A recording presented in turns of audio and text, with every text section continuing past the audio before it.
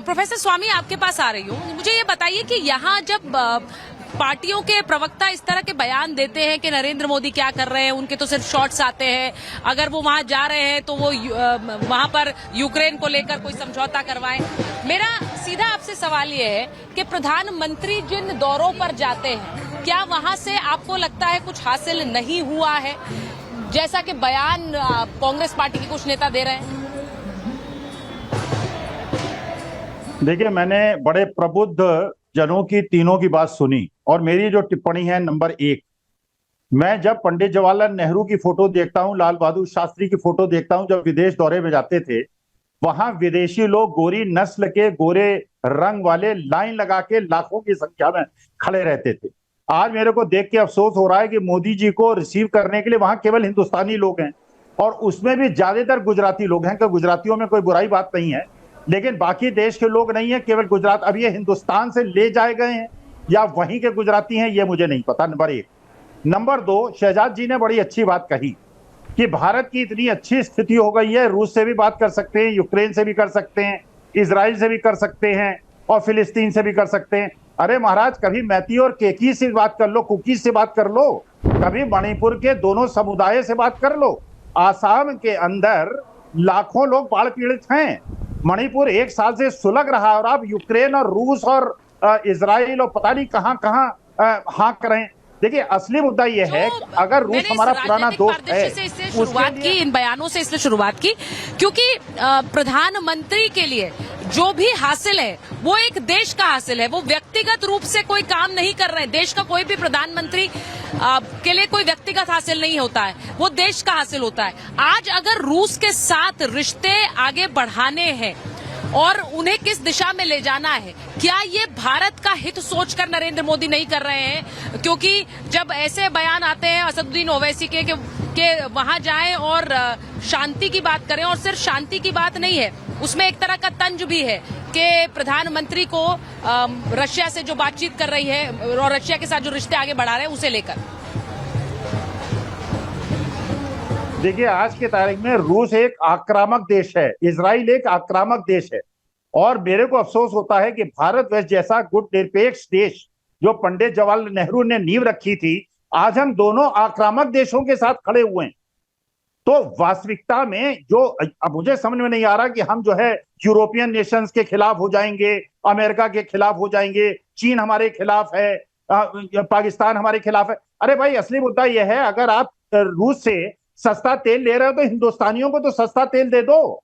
हमको तो उसी रेट पे दे रहे हो जो हमने $125 पर बैरल पे खरीदा था, और तुम खरीद रहे हो $60 पर बैरल पे रूस से डिस्काउंटेड रेट पे, और हमको दे रहे हो वही ₹100 का पेट्रोल डीजल।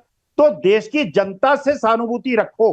विदेश दौरे अच्छी चीज होता है, लेकिन देश के अंदर जब मणिपुर में परेशानी है, जब हाथरस में परेशानी है, जब गुजरात के अंदर किसी दफ्तर मैं शहजाद जी के पास जा रही हूँ। प्लीज शहजाद जी को जरा स्क्रीन पर ले लीजिए। मैं शहजाद जी आपसे पूछ रही हूँ, मैंने एक सवाल पूछा था लेकिन शायद मेरा ऑडियो चला गया। मैं आपसे सिर्फ ये पूछ रही हूँ कि वहां पर जा रहे हैं तो कई राजनीतिक दल सवाल करते हैं, उन्हीं में से एक असदुद्दीन ओवैसी भी हैं जिन्होंने ये कहा कि इस पूरे दौरे को लेकर के वहां अगर वो जा रहे हैं तो उन्हें युद्ध रुकवाना चाहिए। उसकी कोशिश प्रधानमंत्री कर चुके हैं। उन्होंने ये भी कहा कि जो भारतीय वहां फंसे हुए हैं रशियन आर्मी में, जिनको रिक्रूट किया गया वर्गलाकर, उन्हें लाना चाहिए। और ये दोनों ही मुद्दे आपको लगता है अहम हैं? देखिए, सबसे पहले अगर किसी ने पिछले 10 वर्षों में, चाहे दुनिया, ये एको ठीक कर दीजिए, अगर किसी ने पिछले 10 वर्षों में अगर किसी ने भारत के किसी भी व्यक्ति को दुनिया के किसी भी कोने से सुरक्षित वापस लाने का काम किया है तो वो प्रधानमंत्री नरेंद्र मोदी जी है। और वो इसीलिए हुआ है क्योंकि हमारे रिश्ते इन सभी देशों के साथ हमने इस प्रकार के रखे हैं, तो इसीलिए तो वो संभव हुआ है। चाहे वो लिबिया हो, चाहे वो सूडान हो, चाहे वो इराक हो, चाहे वो नेपाल हो, चाहे वो वंदे भारत मिशन के द्वारा कोविड में फंसे हुए हमारे भारतीय हो, और कभी तो अखिल स्वामी जी के फेवरेट देश के नागरिक, पाकिस्तान के नागरिक को भी भारत के झंडे के तहत ही सुरक्षित लाया गया है। तो अखिल स्वामी जी ये बात याद रखिए, यदि आप मखौल उड़ाना चाहते हैं तो आपसे ये भी पूछा जाएगा कि 93 और 97 में भी मणिपुर की घटनाएं हुई थी, 100 ये 200 गलत बात 200 कर रहे हैं 300 आप। 300 लोग मारे गए आपका थे। होगा तो मुझे पाकिस्तान बताइए देश। उस समय आप के होंगे प्रधानमंत्री, पाकिस्तानी। नहीं एक सेकंड, भारतवर्ष उस समय के देखिए, इस तरह की बातें मत प्रधानमंत्री, उस समय के कीजिए। प्रधानमंत्री नहीं, मैते highly और कुप्पे से objectionable। क्यों बात नहीं कर पाए? आप होंगे अखिल जी, आप पाकिस्तानी। बीच में, आप होंगे पाकिस्तानी। अरे highly objectionable क्या है? पहले शहजाद जी की बात आप- होगी। मैं हिंदुस्तानी स्क्रीन पर एक एक व्यक्ति को आप लीजिए पाकिस्तानी प्लीज। होंगे। अरे आप बेकार बता की रहा हूं इस मैं तरह की आपको बातें क्यों, मत कीजिए। मैं ये आपको बता रहा हूं, होती है, इस मैं तरह आपको की बता रहा हूं, मैं बता रहा हूं मैं आपको, सहन नहीं करूंगा। आपको मैं बता रहा हूं, कारण बता रहा हूं मेरा भाई साहब। भारतवर्ष है। नहीं, क्योंकि मैं बाहर हूँ कारण अनिल, बता रहा हूं। आप प्लीज एक एक अभी करके गेस्ट को सुचरिता लीजिए। जी, इस तरह की आपत्ति सुचरिता ये जी, बेहुदगी मत कीजिए मेरे साथ। सुचरिता जी, मैंने जो भी कहा है एक एक करके बात रखते हैं। मैंने इसलिए कहा है क्योंकि इन्होंने कहा इजराइल आक्रामक देश है। देखिए, इजराइल पर आतंकी हमला हुआ 7 अक्टूबर का, वो हमला हमास ने किया। अखिल जी ने हमास की निंदा नहीं की, अखिल जी इजराइल की निंदा करने लग गए। भाई, कोई ये समर्थन नहीं करता अगर कोई जरूरत से ज्यादा हिंसा करे, हम भी उसके पक्ष में नहीं है, पर हमास की निंदा नहीं कर पा रहे हो, इसका मतलब आप हमास टुकड़ी, आप पाकिस्तान, आप आतंकवादियों के पक्ष में। ये सीधे सीधे बात समझ में आ रही है अखिल जी। अब आप अखिल जी, अगर आपका दिल हमास के लिए धड़कता है, अगर आपका दिल पाकिस्तान के लिए धड़कता है, उसमें मैं क्या करूं? आप बोलते उस समय के प्रधानमंत्री तो 26/11 के बाद कोई हमला भी नहीं कर पाते थे, कोई उस पर एक्शन नहीं ले पाते थे। तो अखिल जी, ये आपकी और आपकी मंडली की हकीकत है। आपने तो नॉर्थ ईस्ट को कैसे रखा था, आज नॉर्थ ईस्ट को मेन स्ट्रीम में लाया गया है, पर वो छोड़ देते हैं। आज मैं केवल अखिल जी से एक ही बात पूछना चाहता हूँ, ये जो सस्ते दाम पे तेल मिल रहा है, इस पर हमें सैंक्शन नहीं लगा है। वो इसलिए क्योंकि हमारे रिश्ते यूएस और यूके दोनों से मजबूत, रशिया और यूएस दोनों से मजबूत है, और वो तेल सस्ते में भारत में बेचा जा रहा है। आपकी सरकारों ने तेल का दाम बढ़ाया है, कर्नाटक में बढ़ा है, तेलंगाना में बढ़ा है। तो अखिल जी, अपनी सरकार को बोलो कि पेट्रोल का दाम जो मोदी जी कम करवा के ला रहे, वो सस्ते दाम पे बेचे।